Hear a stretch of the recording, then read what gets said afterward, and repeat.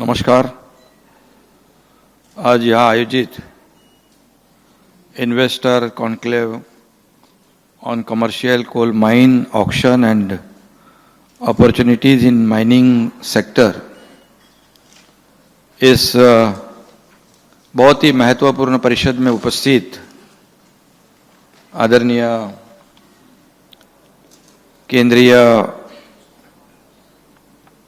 कोल एवं खनिकर्म मंत्री माननीय श्री प्रहलाद जोशी जी, हमारे महाराष्ट्र के रेल और कोल राज्य मंत्री, माइनिंग राज्य मंत्री राव साहेब दानवे पाटिल जी, हमारे महाराष्ट्र के माइनिंग मिनिस्टर दादाजी भुसे, कोल मंत्रालय सचिव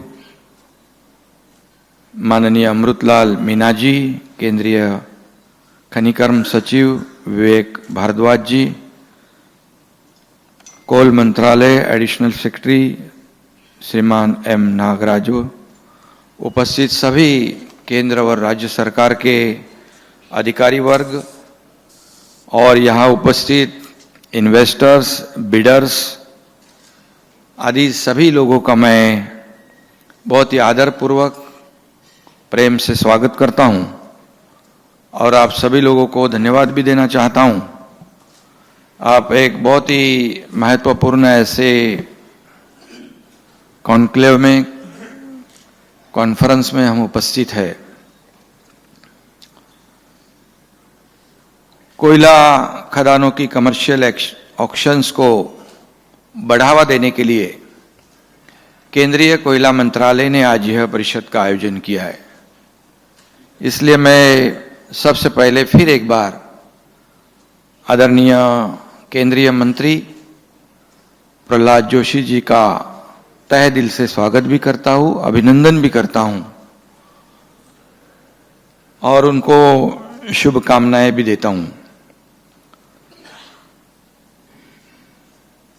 यहां पर कोयला भले ही काले रंग का हो, लेकिन उसके बारे में जो व्यवहार होगा वो पूरी पारदर्शिता से होगा, स्वच्छ होगा। ऐसा ही हमारे आदरणीय प्रधानमंत्री जी का भी सपना है और उनका काम भी वैसा ही शुरू है। और इसलिए इस सेक्टर को आगे बढ़ाने का जो सपना है आदरणीय मोदी जी का, उसे आगे बढ़ाने का काम हमारे प्रहलाद जोशी जी कर रहे हैं। ये बहुत ही अच्छी बात भी है, हमारे डेवलपमेंट के लिए अच्छी बात है। और कोयला जो खदान ऑक्शन को जो प्रतिसाद जो मिल रहा है, वह भी आज इस कार्यक्रम में आपकी उपस्थिति जो बड़े पैमाने पर है, ये दोनों चीजें मोदी जी के सरकार के दृढ़ संकल्प पर जताया गया एक विश्वास है, ऐसा भी मैं कहूंगा। हम सभी को मालूम है ऊर्जा उत्पादन में कोयले की भूमिका कितनी अहम है। ऐसी स्थिति में मुझे पिछला साल याद आ रहा है, गए साल देश कोयला संकट से जूझ रहा था। अगर वह संकट अगर बढ़ता तो ऊर्जा उत्पादन में बाधा आ सकती थी और कई कठिनाइयों का सामना भी करना पड़ता था।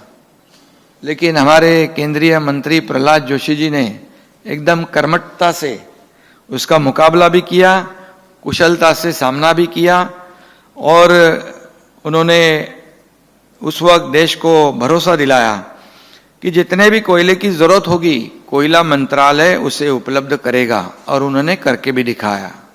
इसलिए मैं उनको धन्यवाद देना चाहता हूं।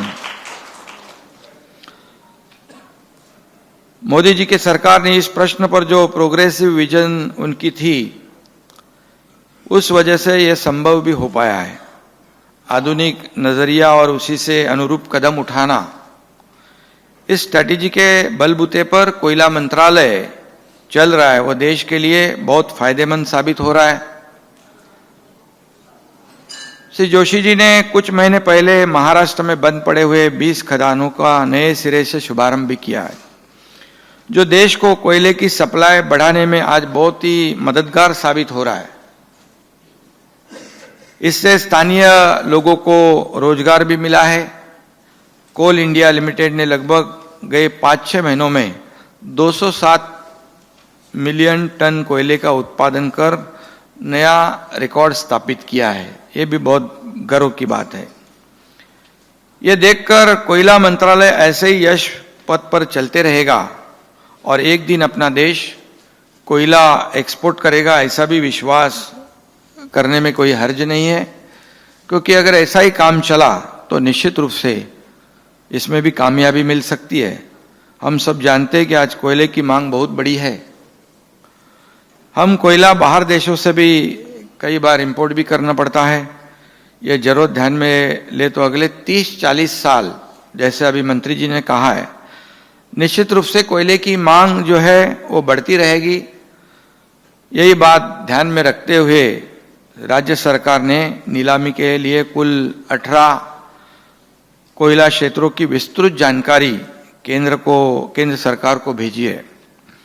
अब तक 10 कोयला खनन क्षेत्र में एक बहुत ही अहम मुद्दा 10 कोयला क्षेत्र प्राइवेट इंडस्ट्रियलिस्ट को अलॉट किए जा चुके हैं। यह बताते हुए भी मुझे खुशी हो रही है। कोयला खनन क्षेत्र जो है एक बहुत ही अहम मुद्दा इसमें रहता है, भूमि का अधिग्रहण, लैंड एक्विजिशन। लैंड एक्विजिशन और उसका कंपनसेशन, लैंड एक्विजिशन में तेजी लाने के लिए राज्य सरकार ने कुछ साल पहले लैंड एक्विजिशन एवं कंपनसेशन की दरें निर्धारित की थी। भारत में केवल महाराष्ट्र राज्य ने एक्विजिशन की कार्रवाई अच्छी तरह से हो, इसके लिए प्रावधान भी किया है। वर्तमान में भी महाराष्ट्र में जो 11 कोयला क्षेत्र नीलामी के लिए उपलब्ध है, उनको कंपनियों को बिक्री के लिए बांट दिया जाए तो औद्योगिक क्षेत्रों के लिए अतिरिक्त ऊर्जा मिलेगी और विशेष रूप से विदर्भ, पश्चिमी महाराष्ट्र और मराठवाड़ा क्षेत्र में उद्योगों को लाभ मिलेगा। उन्हें ऊर्जा की आवश्यकता जो है पूरी हो जाएगी। कोयला का उत्पादन होता है तो उसकी बिक्री के लिए अच्छी व्यवस्था होनी जरूरी है। केंद्र सरकार की नीति 2020 के अनुसार बाजार में कोयले की खुली बिक्री के लिए कंपनियों को कोयला कोटा मंजूरी दी। इससे औद्योगिक विकास को बढ़ावा मिलेगा, बिजली कटौती कम होगी, राज्य को ज्यादा रेवेन्यू मिलेगा। इससे पिछड़े क्षेत्र का विकास भी हो जाएगा। जैसे मंत्री जी ने कहा, मुझे पहले भी कहा था कि ओडिशा का उदाहरण उन्होंने दिया था। जैसे 5,000 करोड़ की राशि मिलती थी, अभी 50,000 करोड़ रुपए मिल रहे। ये बहुत बड़ी देन है, ये बहुत बड़ा फर्क है और ये पैसे जो है ये राज्य के डेवलपमेंट के लिए काम आएंगे। और इसलिए मैं दादा भूसी जी को कह रहा था कि हमें इसमें ज्यादा फोकस काम करने की आवश्यकता है। क्योंकि अभी जैसे मैं कहा, उन्होंने इसमें जैसे हमारे पास आयरन ओर है, कोयला है, बॉक्साइट है, मैंगनीज है, बहुत कुछ है। वही तो मैं बोल रहा था, ऐसा मजाक किया मैं, अरे इसमें तो गोल्ड भी निकलता है। और आपके ऑफिसर जी ने कहा कि 2 ब्लॉक में गोल्ड है।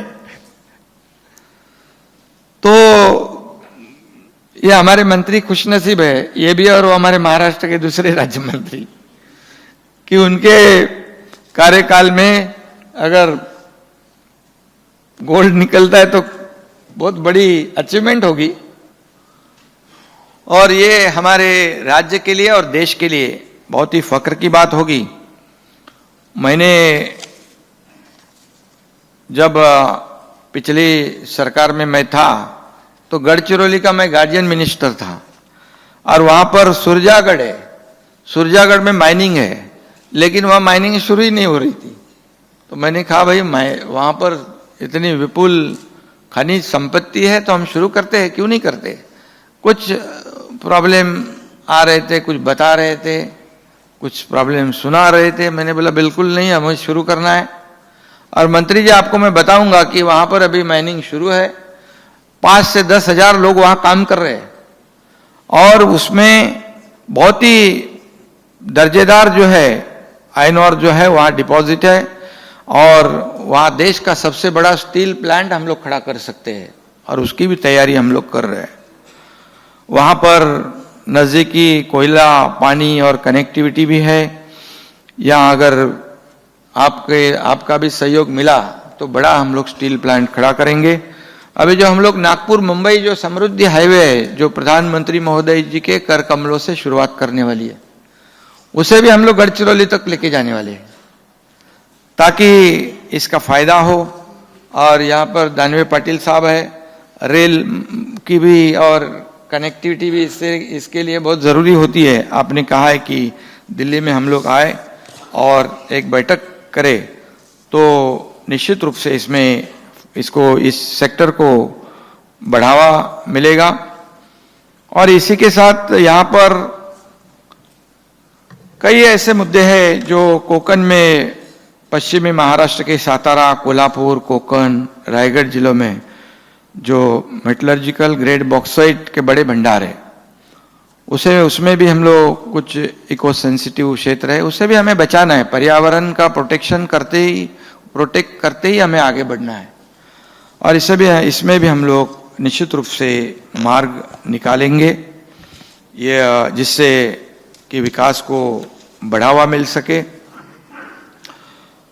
और मैं कहूँगा कि Maharashtra has received incentive and awards for taking appreciable steps in exploration, auction and operationalization of mining blocks. DGM, GSI and MECL have explored almost 36 blocks. It will be put for auction eventually. Along with this, expired or non-working blocks will be put for auction after following the due procedure.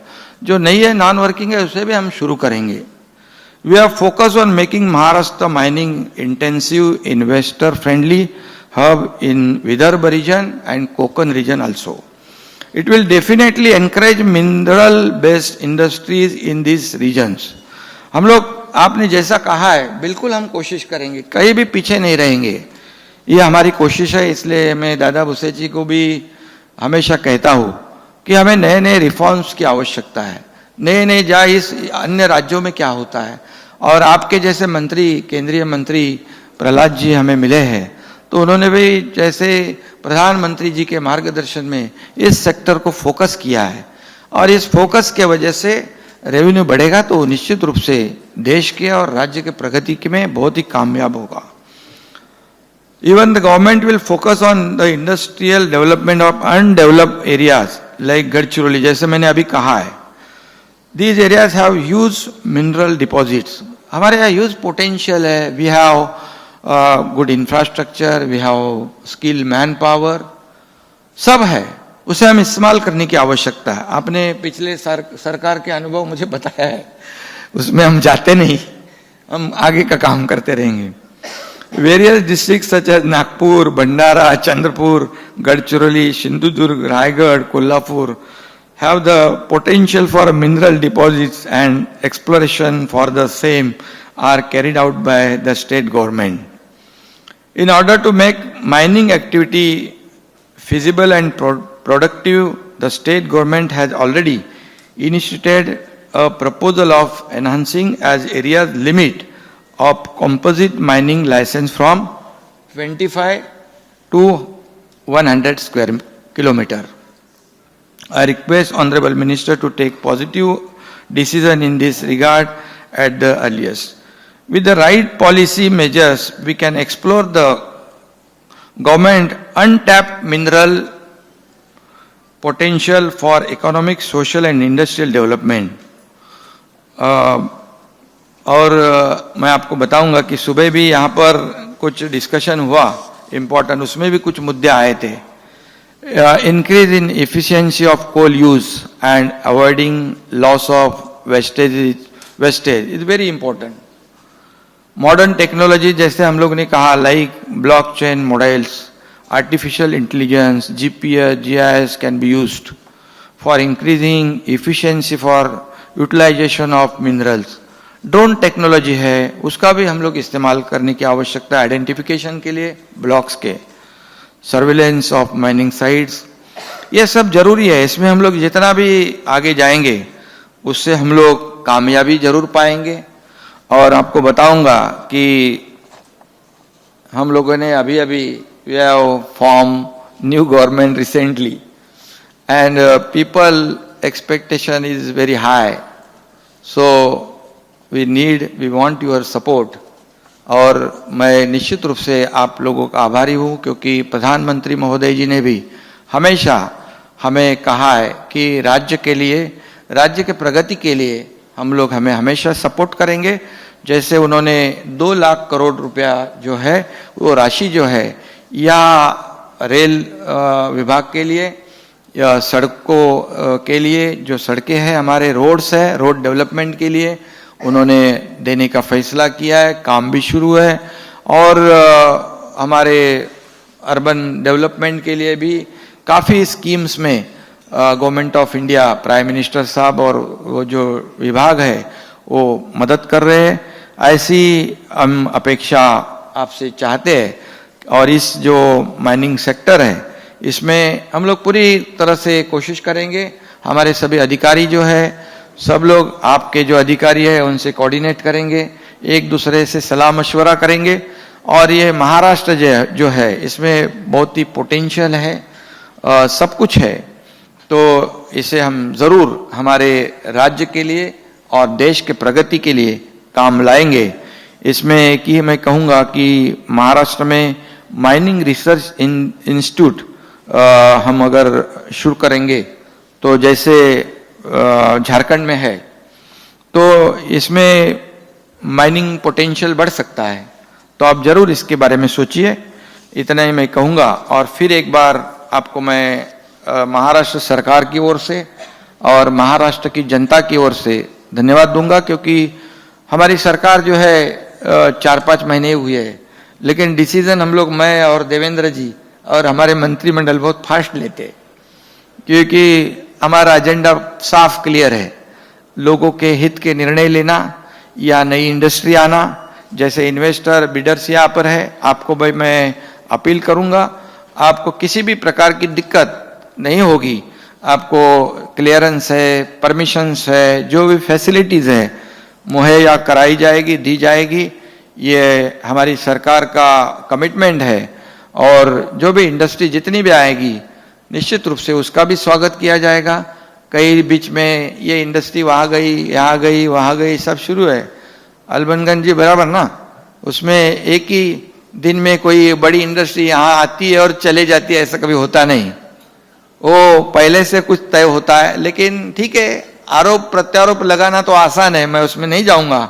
लेकिन महाराष्ट्र में ज्यादा से ज्यादा industry आए, हमारे यहाँ लोगों को रोजगार मिले, हमारे राज्य का प्रोग्रेस हो, ऐसा प्रधानमंत्री जी ने भी हमें आश्वस्त किया है। देश के गृह मंत्री जी ने भी हमें कहा है, आप चिंता मत कीजिए, इस राज्य को आगे बढ़ाने के लिए पूरा सपोर्ट केंद्र सरकार करेगा। इसी के साथ मैं फिर एक बार आपको धन्यवाद दूंगा। आपके सभी अधिकारी यहाँ उपस्थित है, उनको भी धन्यवाद दूंगा।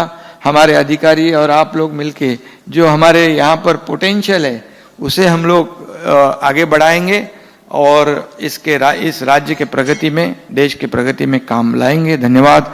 जय हिंद, जय महाराष्ट्र। एबीपी माझा, उघडा डोळे बघा नीट।